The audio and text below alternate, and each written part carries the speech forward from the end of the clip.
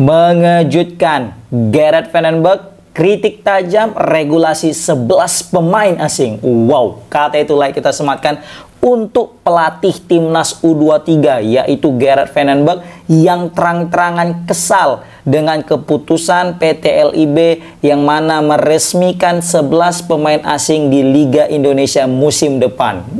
Menarik kita bahas. Jadi kita tahu sekarang memang lagi rame kali membahas tentang 11 pemain asing di Liga Super League musim depan, guys. Banyak yang menyayangkan, banyak yang mantap gitu ya kan. Banyak yang pro dan kontra lah gitu. Yang menyayangkan ya kasihan nih pemain muda nggak bisa punya tempat untuk berkembang. Gimana pemain muda, pemain lokal kita itu bisa berkembang kalau misalnya ditutupi dengan pemain asing? Nah gitulah ya kan. Ada lagi yang pro. Bagus tuh biar berkualitas liganya. Tengok tuh, bosan kali aku nengok pemain-pemain lokal nih, banyak kali cengkuneknya kayak Liga Tarkam. Iya. Pokoknya banyak pro dan kontra. Tapi kalau dari sisi, nah di sini aku tidak hanya mengutip daripada pelatih timnas U23 Gerard Vandenberg. Di sini aku juga bakal mengutip daripada pelatih Persija Jakarta Mauricio Souza yang juga memberikan komentarnya tentang penggunaan 11 pemain asing. Nah, jadi sebelumnya ini kita mau bahas dulu nih pelatih timnas U23 yang mungkin gerah gitu kan, kepanasan. Apalagi ini berkait dengan masa depan dia, berkaitan dengan kerjaan dia dan jabatan dia. Lihatlah dia pelatih U23, berarti kan kelompok umur nih, timnas U23 kelompok umur, pemain-pemain muda. Dan harapan dia, banyak pemain muda di Liga Indonesia itu dapat tempat di klub yang mana kalau main di level klub maka akan meningkatlah kualitas daripada permainannya. Bukan hanya permainannya aja yang meningkat, mentalnya juga pasti meningkat karena ada persaingan jumpa dengan pemain-pemain yang lebih hebat. Kan gitulah yang diniatkan daripada bapak kita ini, legenda daripada Ajax, yaitu Gerard Vandenberg. Nah, ternyata PT LIB memutuskan, atau I-League ya kita bilang yang sekarang ya, memutuskan 11 pemain asing. Patah hatilah si pelatih, kan? Ini secara nggak langsung menyulitkan kerjaan dia. Yang mana dia itu aturannya bisa ya mendapatkan pemain-pemain kualitas karena juga dibantu di level klub untuk menggembleng kemampuan pemain muda. Ini mesti tertutupi, mesti kalah saing dengan pemain asing yang dihadirkan. Secara logika, kalau misalnya dikasih kesempatan 11 pemain asing, aku yakin banyak klub-klub itu pasti berlomba-lomba untuk mendatangkan 11 pemain asing. Contohnya kayak Bayangkara lah sekarang udah mendatangkan pemain yang ke-9 coba lah. Ya kan? Mungkin kalau kayak Persib aku ngelihat tadi tuh di beberapa wawancara Coach Bojan dia bilang nggak banyak.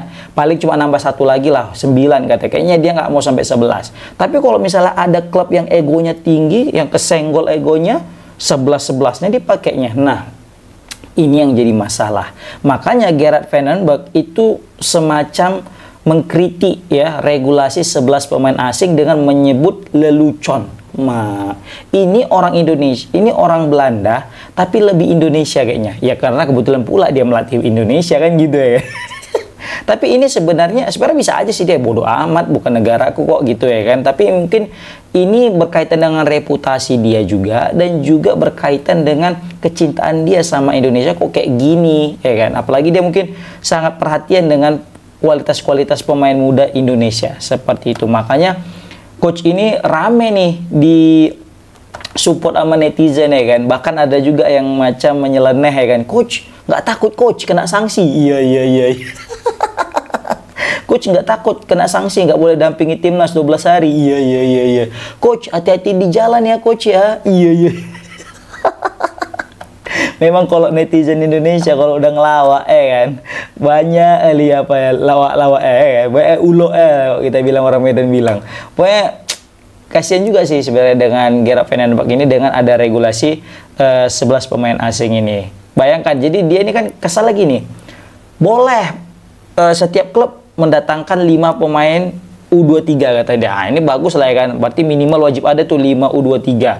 Nah, yang dia buat kesel, minimal itu satu pemain, wajib ada satu pemain yang turun di babak pertama dan itu cuma 45 menit. Enggak 90 menit, 45 menit. Setelah itu bebas mau diganti.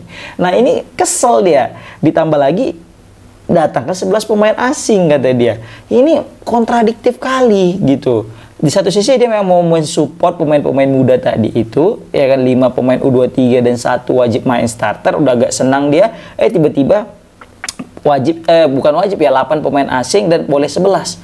Ini kan kontradiktif. Kalau memang betul-betul mau membangkitkan potensi anak-anak muda anak-anak muda Indonesia, seharusnya bukan lagi starter 45 menit, bukan lagi cuma 1 orang, mungkin lebih. Itulah yang mungkin maksud dia gitu kan. Jadi kayak nggak sore dengan regulasi ini.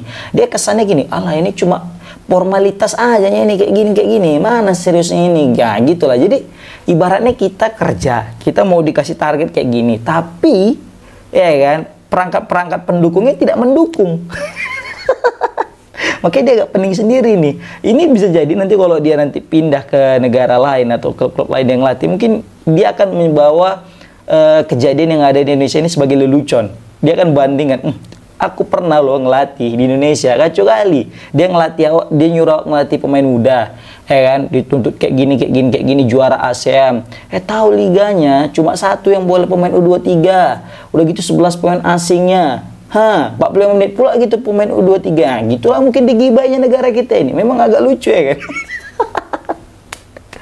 Aduh. Jadi kata Gerard Van den Berg ini nggak efektif lah untuk perkembangan pemain muda kita ini, yang mana hanya diturunkan seperti itu guys. Ya bahkan dia bilang ya harusnya kalau pemain U20 yang umur 20-23 itu bukan lagi sebagai starter yang 45 menit, tapi memang sebagai pemain utama kata dia ya kan.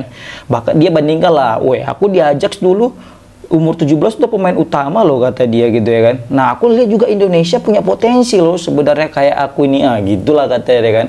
Support ya kan, mantap, salut nengok apa semangat daripada Gerard Van den Berg ini. Berarti dia kan nggak main-main mau ngelatih Indonesia ya kan. Sebenarnya kalau dia money oriented ya bodoh amat, daripada aku kritik tajam PSSI nanti dipecat pula ya kan. Udahlah cari aman aja lah, yaudah iya kan gitu. Tapi ini enggak, dia ngomong speak up loh dia. Oh Mak Jang, berarti kan tandanya dia betul-betul dia mau ngelatih timnas Indonesia ini ya kan.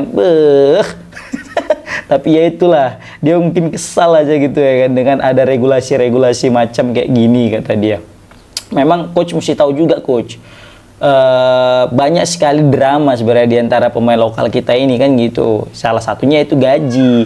Jadi mungkin dia nggak tahu kalau gaji pemain lokal kita ini ngeri kali, apalagi kalau udah level timnas ya kan. Baru sekali masuk level timnas aja, sekali cuma dipanggil gitu nggak main pun udah mahal gajinya. Itu yang mungkin nggak disadari sama coach ini juga. Mungkin itu pertimbangan klub-klub yang ada di Indonesia ini untuk tidak mau memakai jasa pemain lokal.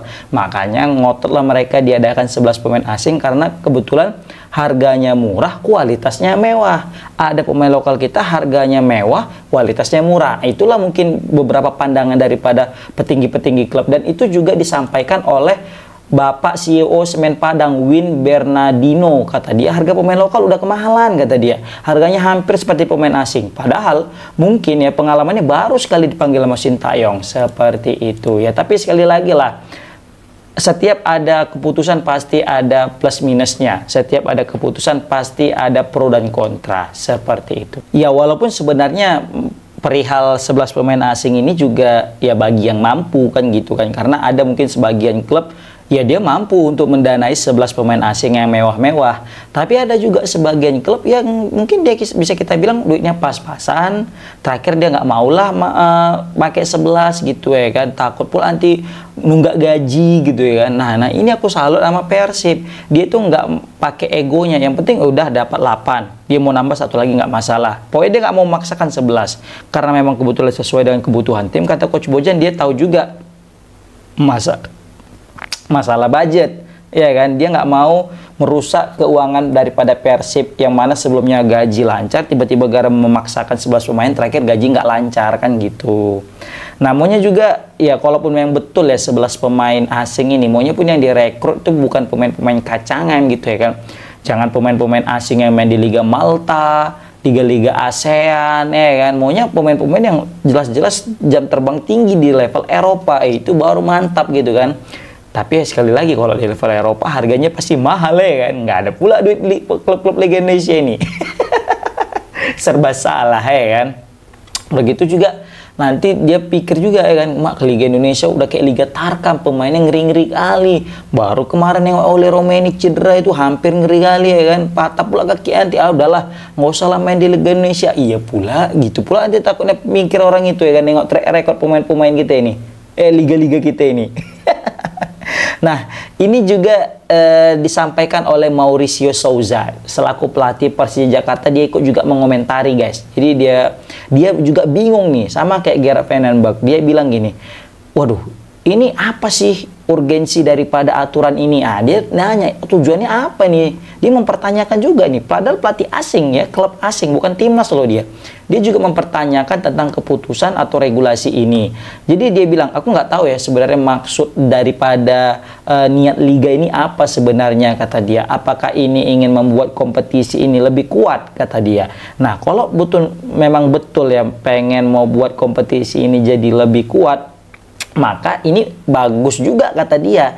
Karena apa? Karena para pemain lokal nanti akan bermain ya dengan pemain-pemain yang keren. Pemain-pemain ini maksudnya pemain-pemain asing, dan juga bisa akan melawan pemain-pemain yang sudah berpengalaman di liga luar, sehingga ini akan menambah kemampuan mereka. Gitulah kata Mauricio Souza ya kan. Nah, tapi di sini juga Mauricio Souza juga bilang, ya tapi mesti hati-hati juga, kata dia ya kan, agar liga ini tidak dipenuhi atau mungkin bisa kita bilang tidak jadi ajang yang didominasi oleh pemain asing. Ya ini kan rumah kita ya, harusnya banyak pemain kita. Gitu juga lah maksud daripada Mauricio Souza kan. Jangan sampai ini rumah kita yang datang orang asing semua. Gitu sama aja. Padahal nanti yang dibutuhkan di timnas pemain kita, pemain lokal kita, bukan pemain asing. Itu juga bijak juga ini sebenarnya Mauricio Souza ini kan. Salut awak nengoknya. Iya. Tapi ya kalau misalnya aku ditanya ya, aku lebih pengen sebenarnya itu klub itu fokus kepada fasilitas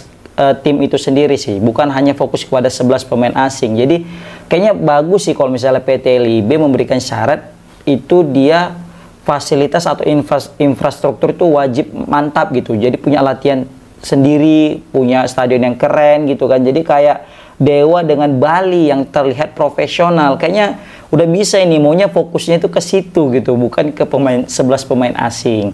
Tapi kita pun mesti paham juga, mungkin target daripada PT LIB ini ya kepada Persib dan Dewa yang berkompetisi di level Asia. Mungkin itu sebenarnya targetnya kan, biar kedua tim ini tidak jadi badut Asia tapi menjadi macan Asia, sehingga menaikkan koefisien liga dan juga menaikkan ranking liga kita, sehingga bisa mengutus lebih banyak lagi klub di level Asia. Mungkin itu sebenarnya tujuan baik daripada PT LIB. Tapi sekali lagi yang kayak aku bilang, setiap keputusan pasti ada pro dan kontra. Oke, nah aku mau ngeliat nih statement atau komentar dari kalian, apa opini kalian tentang komentar daripada pelatih timnas U23 yang kritik tajam PT LIB dengan regulasinya itu yang disebut dengan lelucon.